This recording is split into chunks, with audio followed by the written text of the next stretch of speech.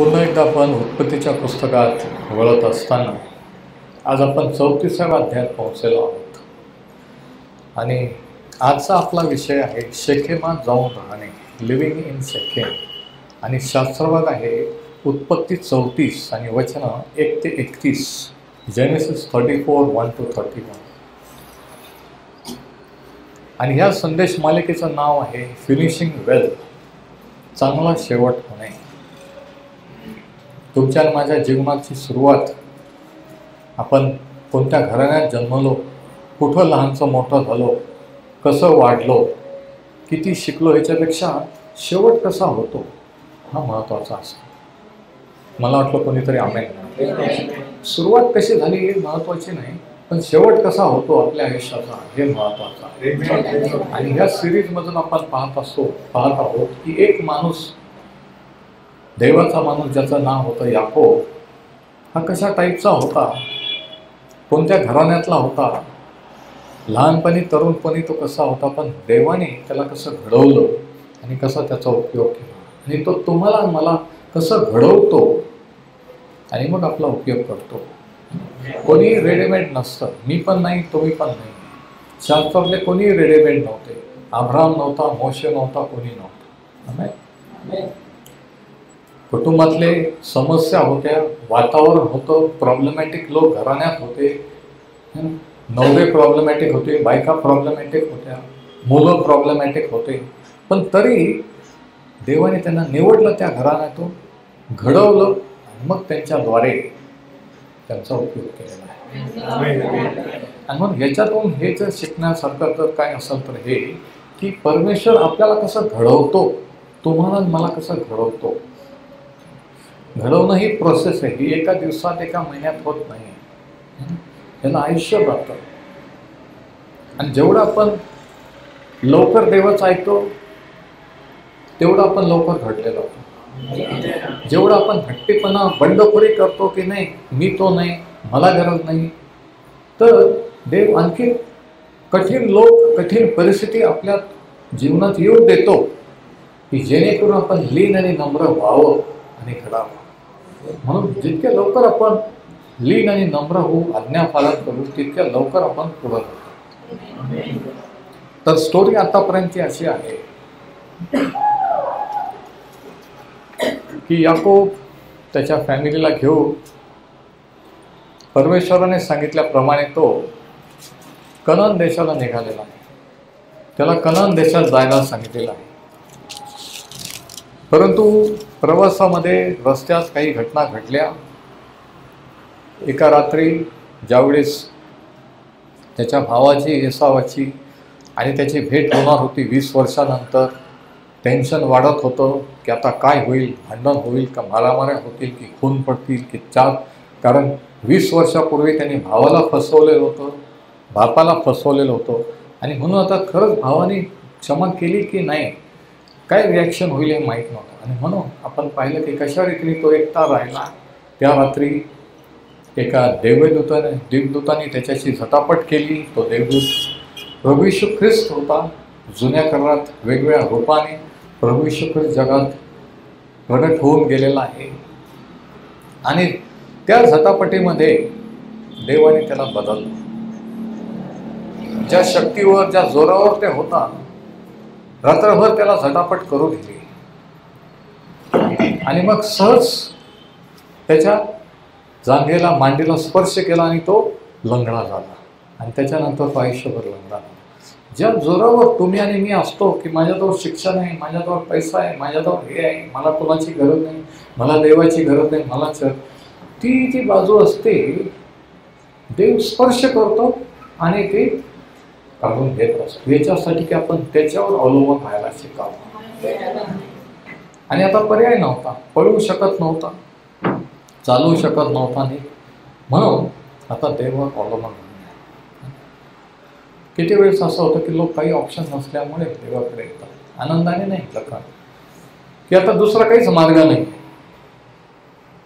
पण अगोदर जर आले असते तर किती पैसे वाचले असते, आयुष्याचे किती वर्ष वाचले असते, किती टेन्शन वाचलं असतं. नाही, पण हा मनुष्य स्वभाव आहे म्हणून मनुष्य स्वभाव कसा असतो, इवन तारण झाल्यानंतर देवाने त्याचं नाव बदललेलं आहे.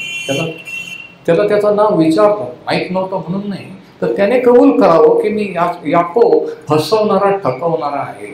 आणि जेव्हा त्याने कबूल केलं, त्याने सांगितलं की इथून पुढे तुला याकोब नाही तर इस्रायल हे तुला म्हणतील, कारण तू देवाबरोबर दडून टिकलेला आहेस. त्याने त्याचं नाव बदललं, त्याला स्पर्श केला, देवाशी त्याच्या एन्काउंटर, त्याची भेट झाली आणि नंतर तो बदलू लागला. पण जसं काही त्या रात्री त्याचं तारण झालं, पण तरीही तारण झाल्यानंतर आपण पूर्ण बदललेलं नसतो.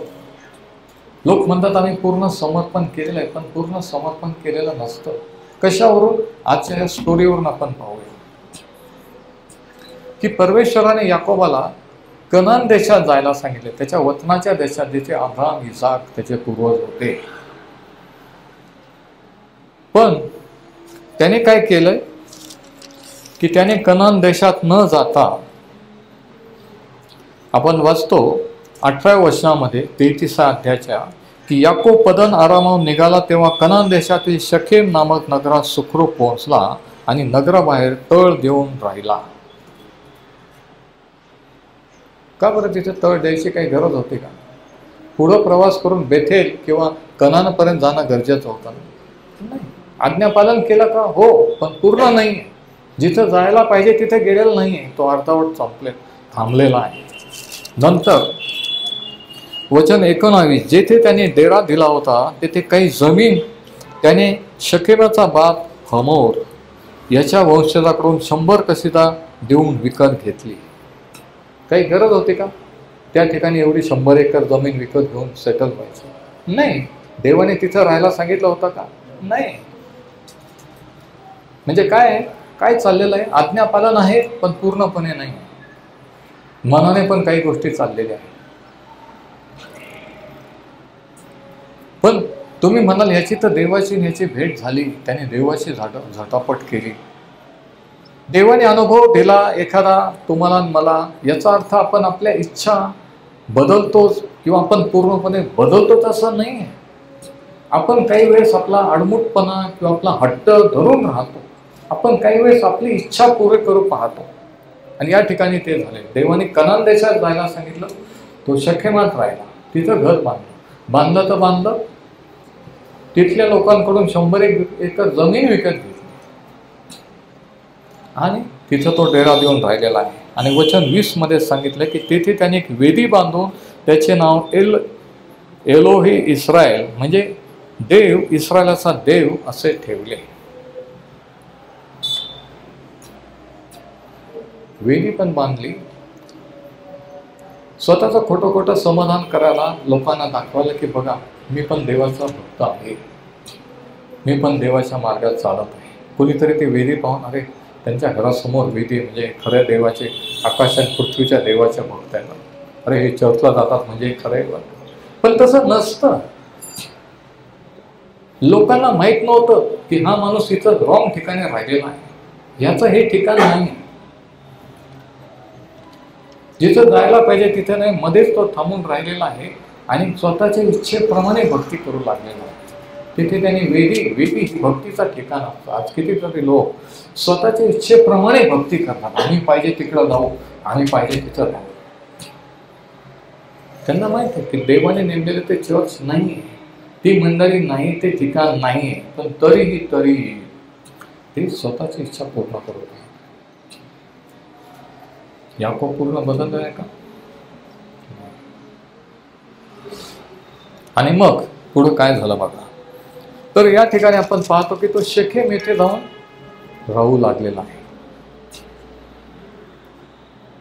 त्याने आज्ञापालन केलं पण अर्धवट केलं. शेकेम हे कनान देशाच्या बॉर्डरवर आहे. तो आज शेकेमात गेलेला नाही, तो बॉर्डरवर राहिलेला आहे. आज किती देवाचे लोक पूर्ण आतमध्ये नाही, ते बॉर्डरवर राहतात. कधी इकडं कधी तिकडं, कधी जगाच्या लोकांप्रमाणे, जगाच्या इच्छाप्रमाणे, कधी स्वतःच्या इच्छेप्रमाणे.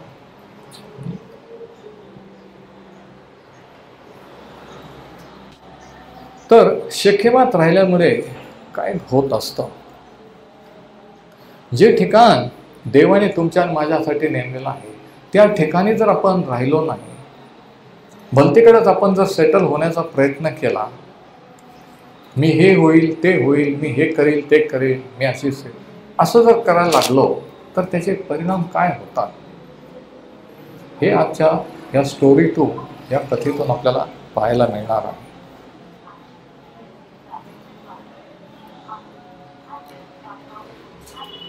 की काय गंभीर परिणाम होतात. आणि हेच याकोबाच्या बाबतीत घडलेलं आहे. याकोबाच्या बाबतीत हे घडलेलं आहे. त्याला त्याचे गंभीर परिणाम भोगावे लागलेले आहेत.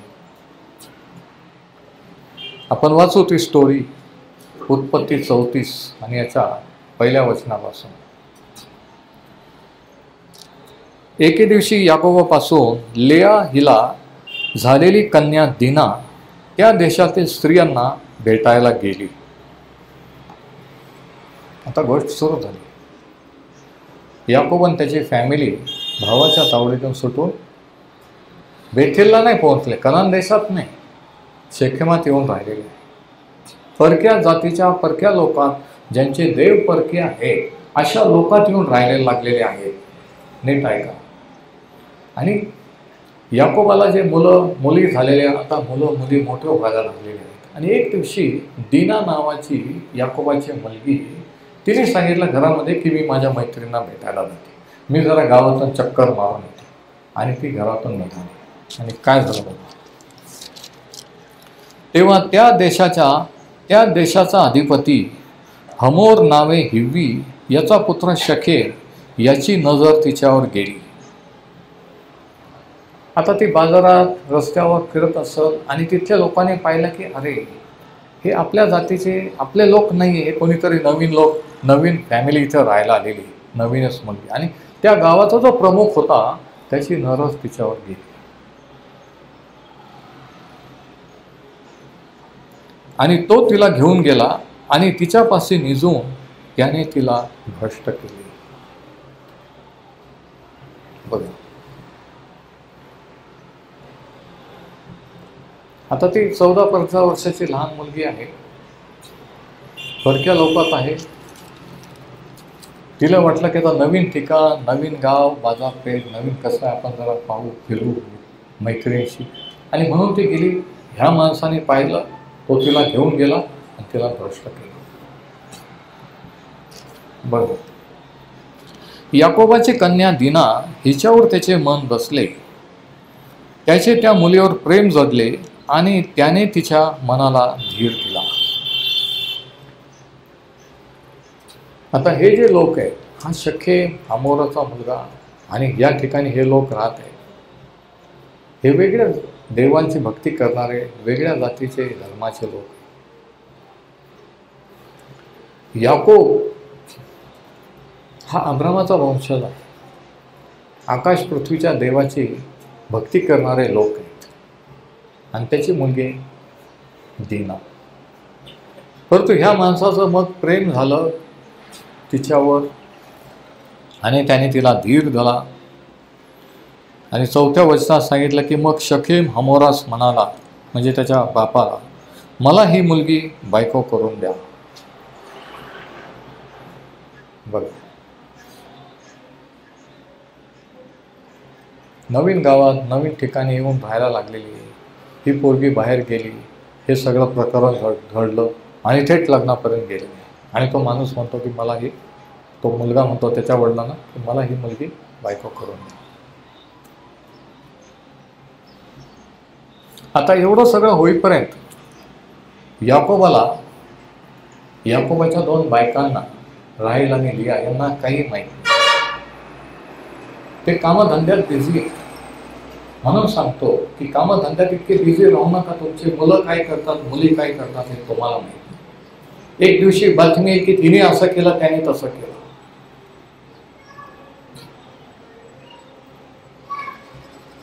इथपर्यंत गेलेलं आहे, लग्नापर्यंत गेलेली. ती भ्रष्ट पण झाली, घरी कोणालाही माहीत नाही.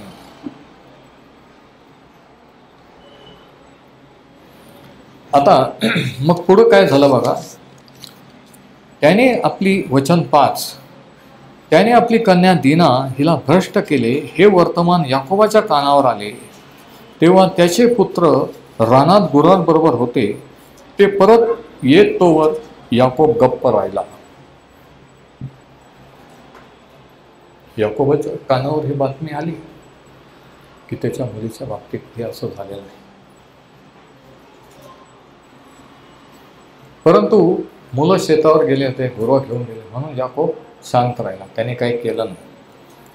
इकडे शकेमाचा बाप हमोर बोलणे करायसाठी याकोबाकडे आला. भावांना काही माहित नाही, इकडे बोला चाली पण ठरायला लोक आलेले. कामधंद्यात जास्त बिझी असलं, मुलांशी संपर्कात नसलं, मुलींचे संपर्कात नसलं, तुम्ही जर त्यांच्यासाठी वेळ दिला नाही तर ते त्यांच्यासाठी मित्रमंडळी शोधणारच, ते तिकडे जाऊन टाइमपास करणारच, त्यांची चूक नाही. आणि हेच या ठिकाणी घडलेलं आहे. वचन 7, हे वर्तमान ऐकून याकोबाचे पुत्र रानातून आले. आता बघा, कोणीतरी जाऊन त्या पुत्रांना म्हणजे त्या दीनाच्या भावांना पण सांगितलं. शकेमाने करू नये ते केले, म्हणजे याकोबाच्या कन्येपाशी निजून त्याने इस्रायलाशी भ्रष्टाचार केला म्हणून त्यांना मनस्वी दुःख होऊन ते फार संतापले.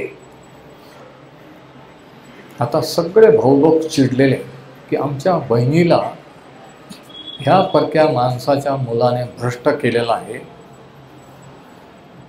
आणि लग्नाच्या मुलासाठी घरी येणार, म्हणून ते भयंकर संतापले. हमोराने त्यांच्याशी असे बोलणे लावले की माझा पुत्र शकेम याचा जीव तुमच्या कन्येकडे लागला आहे तर ती त्याला बायको करून द्याच. याकोबाला म्हणतो, मुलाचा बाप, तुम्ही आमच्याशी सोयरे संबंध करा, तुमच्या कन्या आम्हाला द्या व आमच्या कन्या तुम्ही करा, आमच्यात वस्ती करून राहा, हा देश तुम्हाला खुला आहे, त्यात राहा, व्यापार करा व वतने संपादा. आता ही ऑफर मुलाचा बाप करीत आहे. कोणाला? याकोबाला. की आता माझ्या मुलाचं तुमच्या मुलीशी प्रेम झालंच आहे तर आपण सोयरी संबंध जोडू, बिझनेस कॉन्ट्रॅक्ट करू, तुम्ही आमच्या देशात आमच्या इथे राहा, असं तो त्यांना ऑफर करतो. शकेम दीनाच्या बापाला व भावांना म्हणाला, वचन 11, माझ्यावर एवढी कृपादृष्टी करा म्हणजे तुम्ही मागाल ते मी देईन. किती मोठी ऑफर आहे. तुम्हाला जमिनी पाहिजे, प्रॉपर्टी पाहिजे, जे पाहिजे ते मी देईन, पण तुमची मुलगी आम्हाला द्या. आता इथं हा संघर्ष आणि हे प्रेम आणि हे संबंध देवाचे लोक आणि जे देवाचे लोक नाहीत त्यांच्यामध्ये झालेला आहे, लक्षात घ्या. आणि तेव्हापासून आतापर्यंत हे होत आलेलं आहे. किती वेळेस असं होतं की विश्वास धरणारी मुलगी विश्वास न धरणारा मुलगा असतो आणि त्याच्याशी प्रेम होतो. आणि देवाचं वचन सांगतं की विश्वासधाराचा आणि अविश्वासधाराचा, अंधकाराचा आणि प्रकाशाचा काय संबंध. पण ते म्हणतात नाही, प्रार्थना करा. मी ऐकलं नाही, पण तुम्ही फक्त प्रार्थना करा परत. देवाने तिचं मन बदलाव, देवाने त्याचं मन बदलाव, अशी प्रार्थना करायला शास्त्रात कुठेही सांगितलेलं नाही. जर मुलगा विश्वासधारा ते विश्वासधाराच मुलीशी त्याने करा. जाणून बुजून चूक करायची आणि मग म्हणायचं प्रार्थना करा, ही पद्धत देवाची शास्त्राची नाही. पण आज ते चर्चमध्ये होत नाही. आणि असंच या ठिकाणी झालं. आणि बघा मोह कसा दिलेला याकोबाला, की जे पाहिजे ते तुम्ही मागाल, आम्ही तुम्हाला देऊ. किती मोठी ऑफर आहे.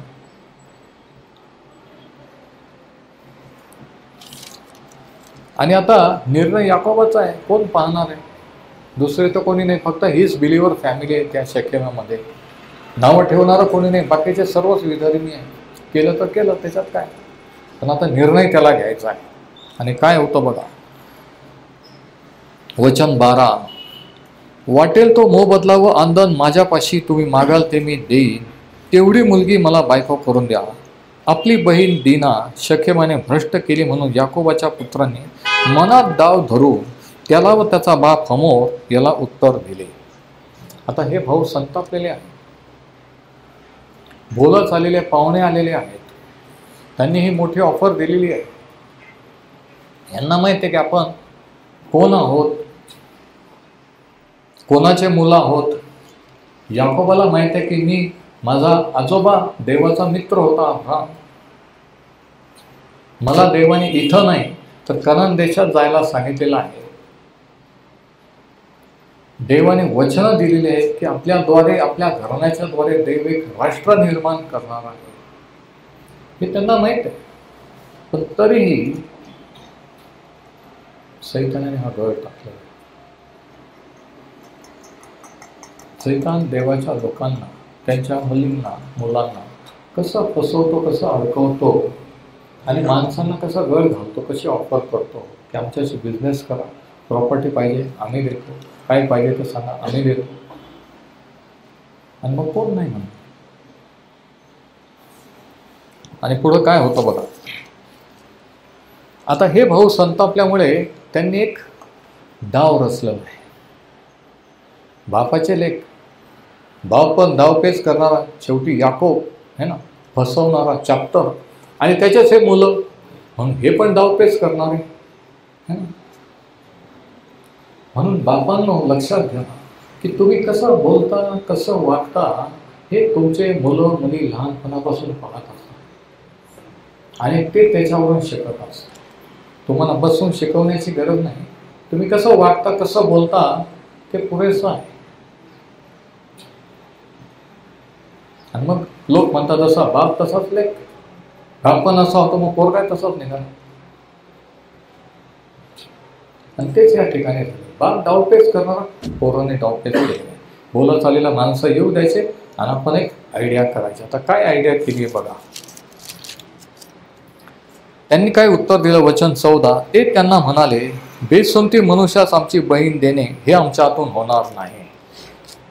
सुनता हा कराराचं खून म्हणून देवाने अब्रामाला त्याच्या वंशजाला दिलेली होती की तुम्ही माझे लोक आहात. आणि मग हे भाऊ सांगतात की तुम्ही बेसुमती, विदेशी, परजातीय म्हणून हे आमच्याकडून होणार नाही. आम्हाला बट्टा लागेल. तुमच्या सर्व पुरुषांची सुनता करून तुम्ही आमच्यासारखे व्हावे, ह्याच अटीवर आम्ही तुमचे म्हणणे मान्य करू. अट घालतात की आमच्या धर्मात आम्हाला जसं देवाने सांगितलं तसंच तुम्ही पण करा, मग आम्ही मान्य करू. आज पण ख्रिश्चन लोक अट घालतात की नाही, तुम्ही हिंदू आहे, तुम्ही परजातीचे, मग तुम्ही बाप्तिस्मा घ्या, तुम्ही चर्चला या, मग आम्ही लग्न लावून देऊ. पण ही काय अट आहे का? हे काही शास्त्राप्रमाणे आहे का? नाही. शास्त्र सांगतं की विश्वास करायचा आणि अविश्वास करायचा काय संबंध? अट घालायचा संबंध येतोच कुठं की तुम्ही चर्चला या, बाप्तिस्मा घ्या, असं म्हणायची गरजच नाही आहे. तिथंच नाही म्हणून टाकायचं. पण का नाही म्हणत नाही? मोठी ऑफर केली. इस्टेट प्रॉपर्टी पाहिजे तेवढी द्यायला तयार आहे बाप. आणि म्हणून हा माणूस चॅप्टर याकोब जरी बदलत, पोरं चॅप्टर, मग ते म्हणतात ठीक आहे, तुम्ही पण आमच्यासारखी सुलता करा, मग आम्ही बघू, मग आमची बहीण तुम्हाला देऊ. आणि मग काय होतं बघा. असे झाल्यास आम्ही आमच्या कन्या तुम्हाला देऊ, तुमच्या कन्या आम्ही करू आणि आमची वस्ती तुमच्याबरोबर हो, आपण एक राष्ट्र बनू. आता हा डाव आहे, हे खरं नाही आहे. हा काय आहे? हा, पण सुनता करण्याच्या बाबतीत तुम्ही आमचे न ऐकाल तर आमच्या कन्यांना घेऊन जाऊ, लग्न होणार नाही, असं ते भाऊ सांगतात. त्यांचे हे म्हणणे हमोर व त्याचा पुत्र शकेम यांना मान्य झाले. त्यांना माहित नव्हतं हे डाव. देवाचे लोक डाव करतात का? देवाच्या लोकांचे पोरं डाव पेच करतात का? हो. हेच या ठिकाणी पाहतो. देवाचे लोक आहेत, बिलीवर आहेत, म्हणजे त्यांचे मुलं मुली चांगले आहेत, कधीच लफडे भानगडी करणार नाही असं नाही आहे. तसं होतं, तसं झालेलं आहे. म्हणून आई बापांना सावध राहा. कामधंद्यात इतके बिझी राहू नका. कोणीतरी एका सेवकाने म्हटलं की मनुष्याने सर्व जग मिळवलं आणि आपल्या कुटुंबाचा नाश केला तर त्याला काय लाभ? काय इज्जत राहील? करोडपती झाले, हा तो त्यांचा मुलगा, तिथं त्यांचीच मुलगी, काय राहिलं? काहीच नाही राहिलं, तुम्हाला काहीच किंमत नाही राहिली. म्हणून हे महत्वाचं आहे की फॅमिली, कुटुंब, मुलं बाळ. म्हणून शास्त्र सांगतं की संतती हे देवाने दिलेलं धन आणि त्याची देणगी आहे. पण आपण हे धनाकडे लक्ष न देता त्या धनाच्या मागे लागतो आणि ह्या धनाचं नुकसान होतं. आता हे लोक तयार झाले, ठीक आहे, सुनता करायचे ना, आम्ही करून टाकू, त्याच्यात काय, बाप्तिस्मा घ्यायचा आणि त्याच्यात काय, आम्ही घेऊन टाकू, लग्न तर होईल. समजतं ना मी काय म्हणतो? ते म्हणतात आम्ही करून टाकू. त्या तरुणाने तसे करण्यास विलंब लावला नाही. वचन 19. कारण याकोबाच्या कन्येवर त्याचे मन बसले होते. त्याचा मान त्याच्या बापाच्या घरातल्या सर्वांहून मोठा होता. यावर हमोर व त्याचा पुत्र शकेम यांनी आपल्या नगराच्या वेशीपाशी रहिवासी लोकांचे असे बोलणे लावले की आता हे लोक सुनता पण करायला तयार झाले आणि त्याने गावच्या लोकांना, त्यांच्या नातेवाईकांना, इतरांना पण सांगितलं. कारण आता हा आंतरजातीय विवाह आहे, इंटरकास्ट.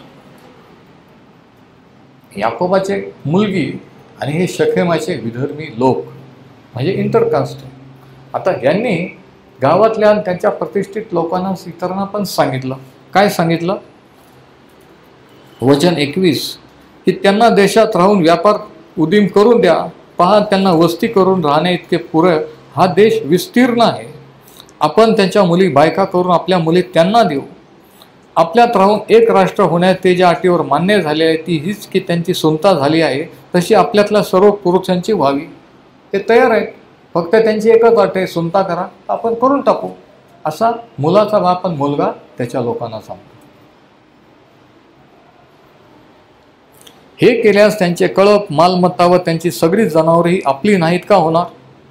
एवढे त्यांचे म्हणणे मान्य करू द्या, म्हणजे ते आपल्यात वस्ती करून राहतील. आता काय चाललेलं आहे की हे लोक त्यांच्यामध्ये मिक्स होत आहेत, सोयी संबंध जोडले जाणार आहेत. देवाने अब्रामाला सांगितलं, त्याच्या आजोबाला याकोबाच्या, की मी तुझ्यातून एक राष्ट्र निर्माण करीन. ही प्लॅन असलेलं हे घराणं आहे, देवाच्या योजनेतलं घराणं आहे. पण आता प्रॉब्लेम झालेले आहेत. मुलीमुळे मुलीने प्रॉब्लेम केलेला आहे आणि तो प्रॉब्लेम वाढत गेलेला आहे. हमोर, वचन 24. हमोर व त्याचा पुत्र शेकेम यांचे म्हणणे वेशीतून येणाऱ्या जाणाऱ्या सर्वांनी ऐकले. मग त्या नगराच्या वेशीतून येणाऱ्या जाणाऱ्या सर्व पुरुषांची सुटका झाली. मान्य केलं का? ठीक आहे, ते मान्य करायला तयार झाले. आणखी असे झाले की तिसऱ्या दिवशी ते बेजार असता याकोबाचे 2 पुत्र म्हणजे दिनेचे भाऊ शिमोन व लेवी यांनी आपापली तलवार हाती घेऊन त्या शहरावर अवंचित छापा घातला आणि तेथल्या सर्व पुरुषांची कत्तल केली. हा तो डाव. काय केलं? सगळ्यांना सुनता करायला लावली. त्यांना वाटलं की सुनता झाली, आता लग्न होईल. आणि ह्या याकोबाच्या 2 मुलांनी काय केलं? रात्रीतून तलवार घेऊन सगळ्या पुरुषांचा वध करून सगळ्यांना मारून टाकलं.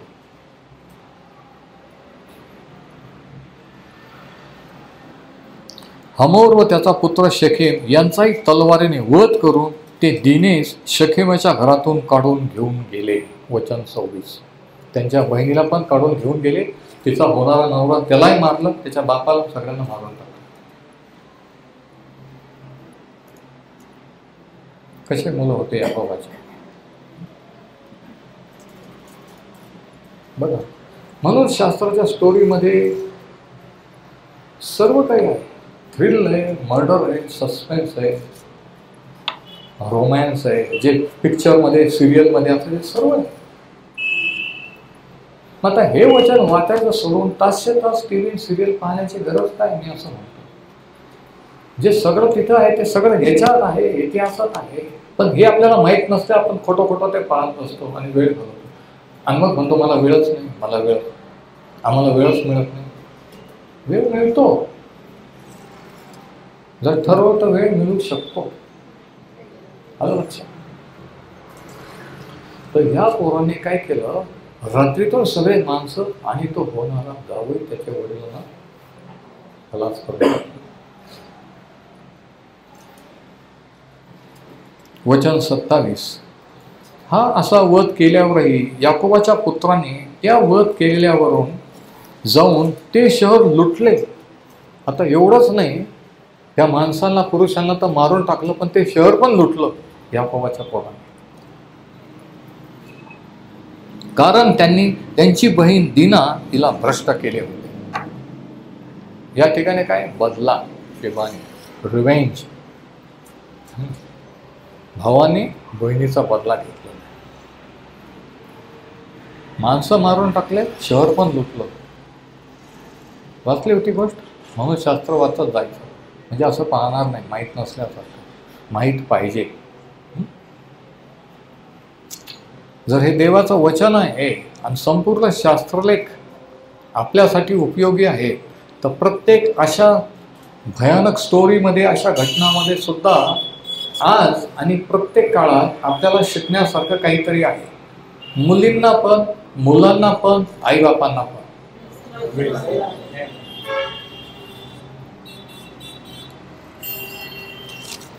तर ह्या पोराने जाऊन सगळं गाव लुटलं.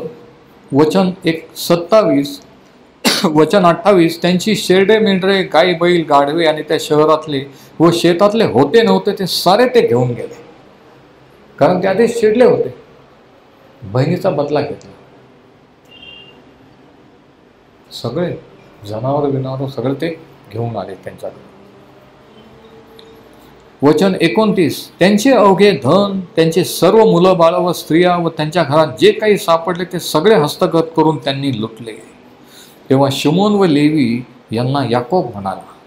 आता हे सगळं झालं, मर्डर झाले रात्रीतून, सगळा हा गोंधळ झाला, लूट झाली. आणि मग याकोब काय म्हणतो, या देशाचे रहिवासी कनानी व परिजी यांना माझा वीट येईल असे तुम्ही करून मला संकटात घातले आहे. याकोब पुराणा म्हणतो की असं केल्यामुळे काय झालं, प्रॉब्लेम वाढलेले आहे. आपण परक्या लोकात राहतोय आणि आता हे असे मर्डर करून अशी लुटालूट केल्यामुळे आता बाकीचे जे लोक काय करतील, हे आपल्याला मारून टाकतील. म्हणून तो पुराणा म्हणतो की तुम्ही अजून माझ्या प्रॉब्लेम वाढवलेले आहे.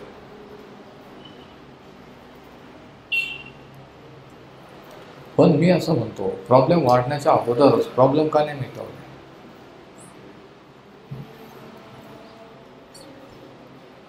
ज्या अर्थी याकोबाच्या मुलांनी हा डाव रचला होता, बापालाही माहीत नव्हता. म्हणजे बापाचा मुलांशी एवढं जवळीक नव्हतं. ज्या अर्थी मुलगी गेली एकटी, म्हणजे ती फिरणारी, तिला फिरायची जाण्याची सवय असेल, तिला आई वडिलांनी कधी विचारलं नाही की तुझ्या मैत्रिणी कोण, आपण परक्या लोकात राहत आहोत, कुठं चालली, कधी येणार आहे, कुठं जाणार आहे. एका दिवसात घडलेली घटना नाही आहे. पण हे सर्व झालं, त्यांनी विचारलं नाही. आणि म्हणून प्रॉब्लेम वाढत गेली. आणि आता तो म्हणतो की तुम्ही माझ्यासाठी प्रॉब्लेम वाढवले पोरांना. तेव्हा शिमोन व लेवी यांना याकोब म्हणाला की तुम्ही मला संकटात घातले, माझे लोक मुठभर आहेत, म्हणून ते माझ्यावरून माझी कत्तल करतील व माझ्या घराण्याचा फडशा उडवतील. आपण फक्त आपली एकच फॅमिली आहोत, आपण यांच्या गावात, यांच्या देशात आहोत, हे सगळे मिळून एकत्र होतील, आपल्याला मारून टाकतील. ते म्हणाले, त्यांनी आमच्या बहिणीशी वेश्येप्रमाणे व्यवहार करावा की काय?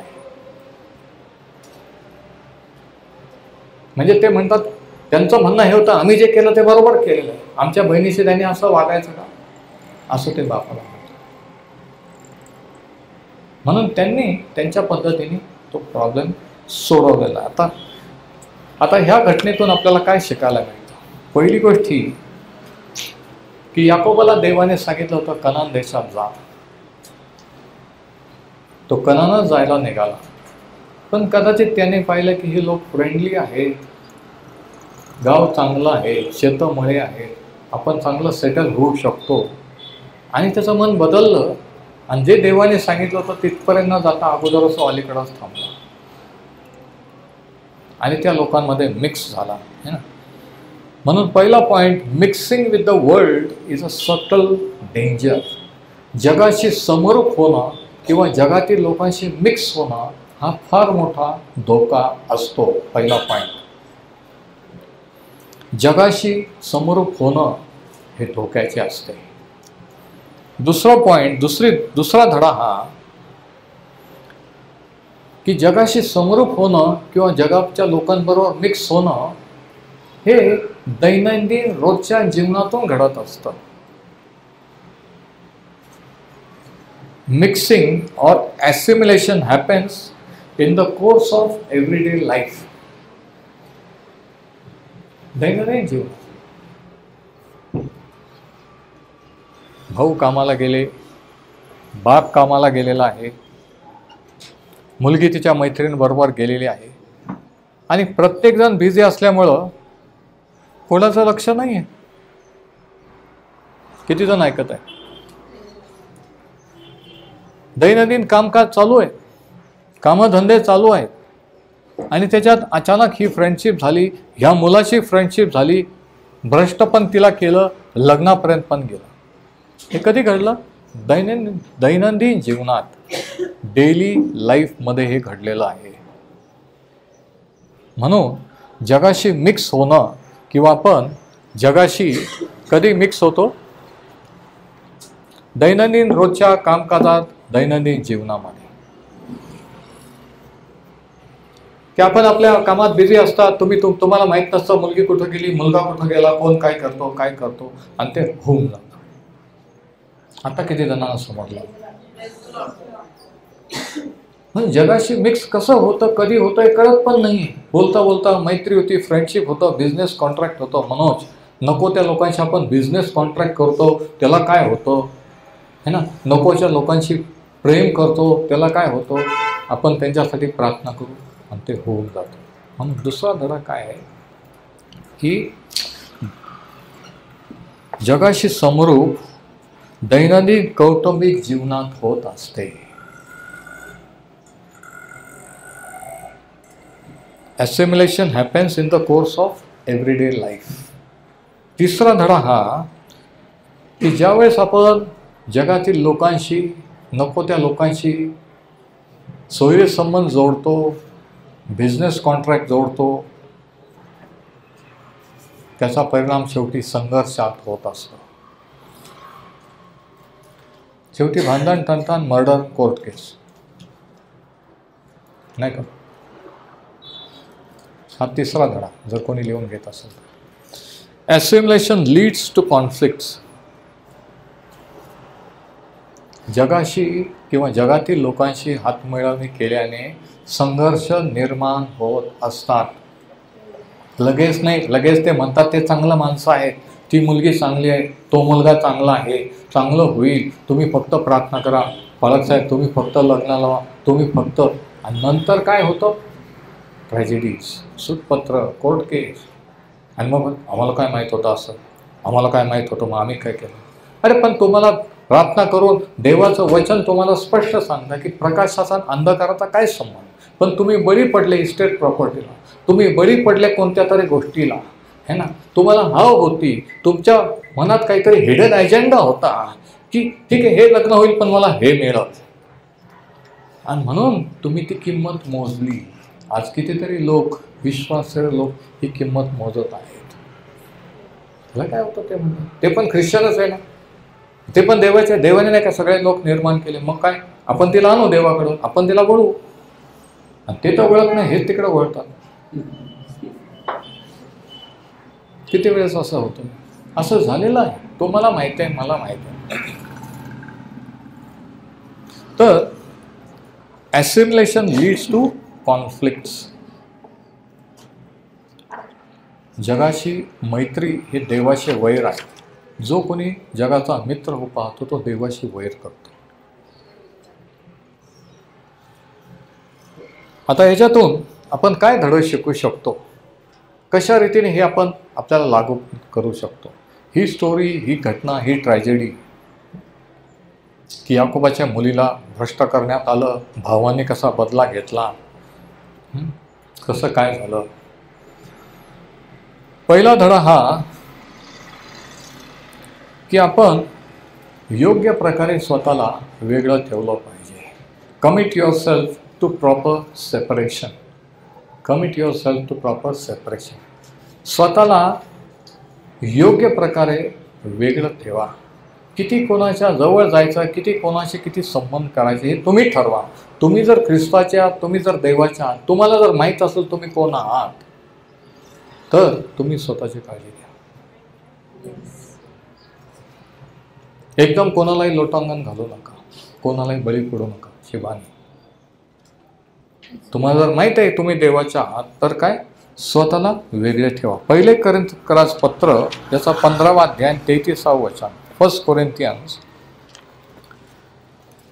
पहिले कोरिन्थ 15:33 या ठिकाणी एक तत्व आहे आणि पौल त्या ठिकाणी काय म्हणतो बघा. There is a principal. 15:33 फसू नका, कुसंगतीने नीती बिघडते. फसू नका. आणि देवाच्या लोकांना गेले कुसंगतीने म्हणजे काय, वाईट संगतीने, चुकीच्या संगतीने, रॉंग फ्रेंडशिपने काय होतं, नीती बिघडते. हे शास्त्रवचन. म्हणून त्याला काय होतं म्हणजे काय की देवाचं वचन न मानणं. कुसंगतीने नीती बिघडते. रोमकरास पत्र 12वा अध्याय 2रा वचन. रोमन्स 12:2. ह्या युगाबरोबर समरूप होऊ नका. म्हणजे ह्या जगाच्या चालीरीतीशी समरूप होऊ नका. ह्या जगाची रीत, लाईफस्टाईल है ना, चाप्टरपणा, डावपेच है ना, खोटेपणा, लबाडी, फसवणूक, ह्या युगाशी समरूप होऊ नका. ह्या युगासारखे, ह्या युगाच्या लोकांसारखे होऊ नका, वागू नका, विचार करू नका. तर आपल्या मनाच्या नवीकरणाने स्वतःचे रूपांतर होऊ द्या. म्हणून हे सांगितलेलं आहे. आता याकोबन त्याच्या फॅमिलीने काय केलेलं आहे की ते त्यांच्यासारखे होऊन तिथं सेटल झालेले आहेत. काहीच गरज नव्हती 100 एकर जमीन घेतली, घर बांधलं, काही गरज नव्हती. देवाने तिथं राहायला सांगितलं होतं, शक्यमान नाही. बोला चाले तरी पण बोला चालेलं पण तयार झालं की नाही आम्ही नाही करू शकत, असं पण याकोब म्हटलेलं नाही. आपण वाचतो का तो म्हटला की नाही, येऊ दिले पाहुणे येऊ दिले, बोला चाले होऊ दिल्या. म्हणजे काय, कॉम्प्रोमाइजिंग लाईफ, तडजोडीचं जीवन, दोन्हीकडे हात ठेवून चालणं. आणि मग काय होतं, देवाचे आशीर्वाद मिळत नाही, जगातले काही मिळत नाही, आणि सगळं आयुष्य संघर्ष करण्याचं जातं, आशीर्वादाच्या मागे धावण्यात जातं.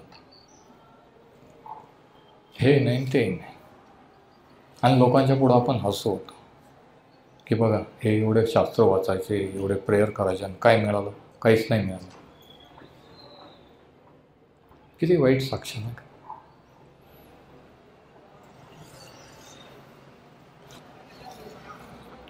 म्हणून आपण काळजी घेतली पाहिजे की ह्या युगाचे आपण जर देवाचे लोक आहोत, ख्रिस्ताने जर आपल्याला त्याच्या रक्ताने विकत घेतलेलं आहे, आपण जर त्याची त्याची जर योजना आहे, याकोब आणि त्याचा घराणं कराराचे लोक होते, तसे तुम्ही आणि मी कराराचे लोक आहोत. प्रत्येकासाठी प्लॅन, एक योजना आहे या आयुष्यामध्ये, एक रोल तुम्हाला मला पूर्ण करायचा आहे. हे आपण विसरायचं नाही. कोणाच्या प्रेमात पडून, काहीतरी फालतूपणा करून, काहीतरी चुकीचा खोटा धंदा करून, चुकीच्या लोकांचा तात्पुरता आपला फायदा पाहून म्हणून आपण एकदम सगळं घालून बसायचं नाही. ही वॉर्निंग याच्यावर नाही. मग कशा प्रकारचे मुलं, कशा प्रकारच्या मुली, तुमचे मुलं मुली कशा प्रकारचे मित्रमंडळी निवडतात, कोणाबरोबर राहतात, फिरतात, हे तुम्हाला माहीत पाहिजे. आणि बरेच वेळेस काय आम्हाला माहीत नाही, तो रात्री बेरात्री येतो, 12-1-2ला येतो, काय करणार पाळत आहे, तो ऐकतच नाही. लाजीची गोष्ट आहे. तुमचं जर ऐकत नाही तर आमचं कसं ऐकणार, आणि तुमचं जर ऐकत नाही तर काहीच फायदा नाही. आईवडील म्हणजे घरात तुम्ही अपयशी ठरलेले आहात. बाहेर जरी ऑफिसमध्ये किंवा बाहेर जरी करोडपती किंवा कोणी पण प्रतिष्ठित व्यक्ती असा, घरात तुमची किंमत 0, काही व्हॅल्यू नाही. घरात तुमचं कोणी ऐकत नाही. हां, बाहेर लोक सलाम करतात, घरात जर व्हॅल्यू नाही तर त्याला काय उपयोग. हं? म्हणून हे महत्त्वाचं आहे काय, की योग्य रीतीने आपण आपल्याला सेपरेट ठेवलं पाहिजे जगामध्ये असताना. प्रभू येशू म्हणतो की तू या जगात आहात पण ह्या जगाचे नाहीत, मी तुम्हाला जगातून निवडलेलं आहे. आपण देवाचे सिलेक्टेड लोक आहोत, देवाचे स्पेशल लोक आहोत. त्याची एक प्लॅन आपल्यासाठी हे ध्यानात ठेवायचं आहे. आपणच आपले छोटे प्लॅन करून त्याच्या मागं पळत बसायचं नाही. दुसरा धडा हा, second lesson is commit yourself to your priorities. कोणत्या गोष्टीला प्राधान्य द्यायचं, कोणत्या गोष्टीला महत्त्व द्यायचं हे तुम्ही ठरवा. याला तुम्ही कटिबद्ध राहा. प्रायोरिटीज, कोणत्या प्रायोरिटीज? देव जर महत्त्वाचा आहे, तुम्ही आठवड्यातून एक दिवस त्याच्यासाठी द्या. दिवसाच्या सुरुवातीला दिवसातून तुम्ही त्याच्या वचनात त्याच्याशी बोलायला वेळ घाला. पण देव जर महत्त्वाचं, काम धंदा जर महत्त्वाचा असेल तर तुम्ही त्याला महत्त्व द्या. याच्यावरून तुमच्या दृष्टीने काय महत्त्वाचं आहे हे दिसून येतं. म्हणून योग्य प्राधान्य कशाला, काय महत्त्वाचं आहे? फॅमिलीसोबत वेळ घालवणं महत्त्वाचं आहे. मुलामुलींशी वेळ घालवणं महत्त्वाचं नाही. मला टाईम नाही. मग टाईम कशाला आहे? तुमच्या मुलामुलींशी बोलायला, बायको लेकरांशी बोलायला जर टाईम नाही तर टाईम कशाला आहे? मग लग्न कशाला केलं? फॅमिली कशाला केली? मग एकटंच राहायचं ना, नाही का? कशाला जबाबदारी स्वीकारायची जर आपल्याला पार पाडता येत नाही, जर आपल्याला काळजी घेता येत नाही तर मग करायची कशाला? कशाला आपण आपल्या चुकीमुळे आपल्या मुलाबाळांना त्याचे परिणाम भोगायला लावायचे, त्यांची चूक नसताना? काय म्हणू? तर हे आपल्याला, तर दुसरी गोष्ट काय की आपले renew commit yourself to your priorities. कोणत्या गोष्टीला आपण प्राधान्य द्यायचं हे ठरवा. आता याकोबाला राग आला होता, पण त्याच्या मुलांना अजून राग आला होता. याकोबाला राग आला पण त्यांनी कॉम्प्रोमाइज केलं. नाहीतरी तो आयुष्यभर इस्टेट प्रॉपर्टीच्याच मागं होता. आणि जेव्हा यांनी सांगितलं की काय पाहिजे ते सांगा, बोला, आम्ही तुम्हाला देतो, म्हणून तो गप्प राहिला. पण मुलंच संतापले होते, मुलांनी बदला घेतला. कधी कधी आपल्याला माहीत असतं की हे चुकीचं आहे, हिने जे केलं ते चुकीचं आहे, हा जे करतो ते चुकीचं, पण आपण गप्प बसतो. गप्प का बसतो? गप जर बाप बसतो, गप जर आई बसती, म्हणजेच कुठंतरी काहीतरी कॉम्प्रोमाइज केलेला आहे, कुठंतरी धागे दोरे जोडलेले आहेत. आतून हात मिळवणी झालेली आहे, वरून चर्चमध्ये प्रेज द लॉर्ड आहे, पण आतून काय? घरातून नाही. नाही, ते आमचं ठरलं पळस आहे, तुम्ही फक्त प्रार्थना करा, तुम्ही फक्त लावून द्या.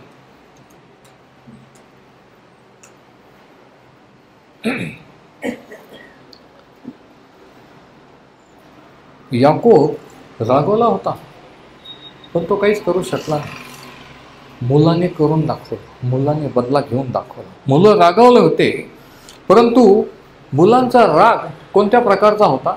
शेवटचं वचन जर वाचलं तर ते काय म्हणतात की त्यांनी आमच्या बहिणीची वेश्येसारखे वागायचे का? म्हणजे त्यांना, ऐकून घ्या, त्यांना कुटुंबाच्या इज्जतीचं, प्रतिष्ठेचं पडलेलं होतं. त्यांना हे माहीत नव्हतं की आपण कोणाचे पुत्र आहोत, आपण देवाचे लोक आहोत.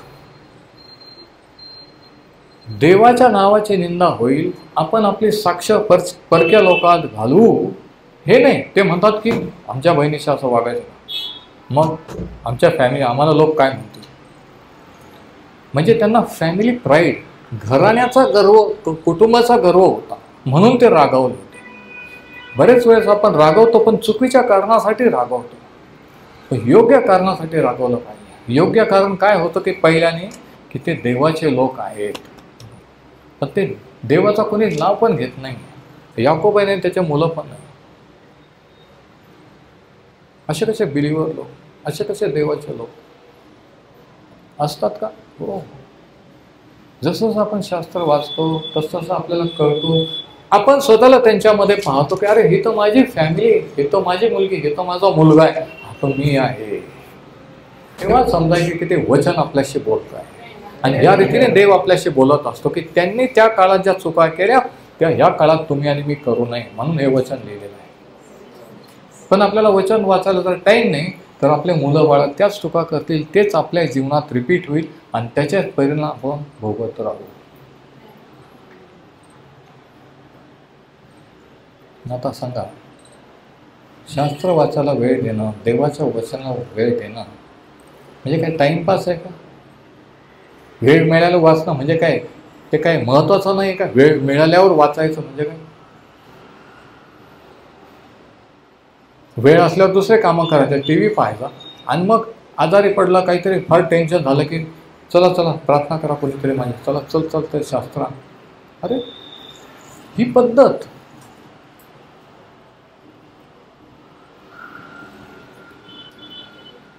तिसरा धडा, commit yourself to proper purpose. योग्य उद्देशासाठी स्वतःला समर्पित करा. याकोबाच्या मुलांचा चुकीचा उद्देश होता की आम्ही ह्या शेकेमच्या लोकांना धडा शिकवू, आम्ही आमच्या बहिणीचा बदला घेऊ, हा उद्देश होता. आम्ही या लोकांना सांगून देऊ की आम्ही जरी एकच एवढीशीच फॅमिली आहे तुमच्यात, तरी आम्ही तुमचं काही करू शकतो. पण हा उद्देश बरोबर होता का? हे अशा प्रकारे आपण विदर्भेमध्ये हे याकोबाचं घराणं काही साक्ष म्हणून होतं का? कोण यांना म्हणणार यांच्या पोराला की देवाचे लोक आहेत, की यांचा आजोबा देवाचा मित्र होता, यांनी हे लोकांना तलवारीने मारून टाकले? कोणी म्हणेल का? कोणी म्हटलं असेल का? जेव्हा तुमचे मुलं मुली जेव्हा आपण असं करतो तेव्हा जगामध्ये दुसऱ्या लोकांपुढं काही साक्ष राहते का? त्यांनी मर्डर केला, तो जेलमध्ये गेला, त्याची कोर्ट केस चालू आहे, तो मवाली, काही अर्थ नाही राहत. कोणाचा मुलगा? त्यांचा मुलगा, त्यांचा मुलगा. म्हणून योग्य उद्देशासाठी स्वतःला समर्पित करा. उद्देश योग्य पाहिजे, है ना? ह्या पोरांचा उद्देश वेगळा होता की त्या लोकांना धडा शिकवायचा, आणि देवाचा उद्देश याकोबासाठी त्याच्या पोरांसाठी काय होता? की त्यांच्याद्वारे इतर लोक आशीर्वादित व्हावेत. जे तुला आशीर्वाद देतील त्याला मी आशीर्वाद देईन.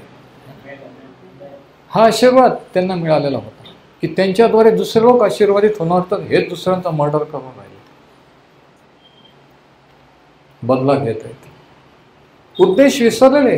जेव्हा तुम्ही आणि मी उद्देश विसरतो की आपण कशासाठी देवाकडं कशासाठी आहोत, का नुसतं चर्चला यायला जायचं, आठवड्याभर पाहिजे तसं करायचं, काही करायचं, तर आपण आपला उद्देश विसरलेलो आहोत, मी तुम्हाला सांगतो. म्हणून तिसरा धडा, commit yourself to proper purpose. योग्य उद्देशासाठी स्वतःला समर्पित करा. आणि अशा प्रकारे आपण पाहतो ही ट्रॅजिक स्टोरी, ही भयानक गोष्ट शास्त्रामध्ये आढळते की काय घटना घडल्या, काय घटना घडली आणि किती भयंकर परिणाम झाले. पण शेवटी मी असं म्हणतो, हे सर्व का घडलं तुम्हाला माहिती आहे का? शकेमत थांबल्यामुळे. पुढे जर वाटचाल करू देवाने नेमलेल्या ठिकाणी कनानात जर गेला असता, शकेमत जर जागा घेऊन आणि घर बांधून राहिला नसता, तर त्या मुलीचं त्या मुलावर प्रेम झालं असतं का? एवढ्या भानगडी रात्रीतून मर्डर आणि तलवारी चालल्या असत्या का? कितीतरी गोष्टी याकोबाने त्याचे घरानं टाळू शकले असते, पण एक चूक कुटुंब प्रमुखाने बापाने जर केली तर त्याचा परिणाम मुला मुलींना भोगावा लागतो. आणि शास्त्रात देवाने पुरुषावर कुटुंबाची जबाबदारी दिलेली, बाईवर नाही, लक्षात घ्या. कुटुंब प्रमुख ही जबाबदारी न्यायाच्या दिवशी ती विचारलं जाईल. मुला मुलींच्या आत्म्याचा नाश झाला तर ज्या बापाने जन्म दिला ना, ते त्याला जबाबदार ठरले जाते. इतकं सोपं नाही आहे. जन्म कोणी देऊ शकतो, पण त्या मुलांपुढे एक उत्तम उदाहरण म्हणून राहणं, जगणं हे महत्त्वाचं. पैसे कोणी कमवू शकतो, कोणत्याही मार्गाने लोक पैसे, त्याच्यात विषय नाही. हे सगळं का झालं माहिती आहे का? शकेमत थांबल्यामुळे. मग प्रश्न असा आहे की आज देवाबरोबर चालत असताना, आज्ञापालन करत असताना याकोबाप्रमाणे तुम्ही पूर्ण आज्ञापालन केलेलं आहे का? का अर्धवट आज्ञापालन केलेलं आहे? याकोबाने अर्धवट आज्ञापालन केलं, तो निघाला, आज्ञापालन केलं, तिथून निघाला, शकेमात नाही गेलात, त्याच्या बॉर्डरवर राहिला. जर तुम्ही शकेमात राहत असाल तर शकेमात हे भयंकर परिणाम भोगावे लागतात. आणि म्हणून जर आपण त्या ठिकाणी राहत असतो तर आपण विचार करूया की ते ठिकाण आपल्यासाठी नाही आहे, आपल्या मुलाबाळांसाठी नाही. देवाने ठिकाणी, देवाने नेमलेल्या ठिकाणी आपण पोहोचलं पाहिजे आणि मग त्या ठिकाणी आपले सर्व आशीर्वाद मिळतील. परमेश्वर हे वचन आशीर्वादित करो.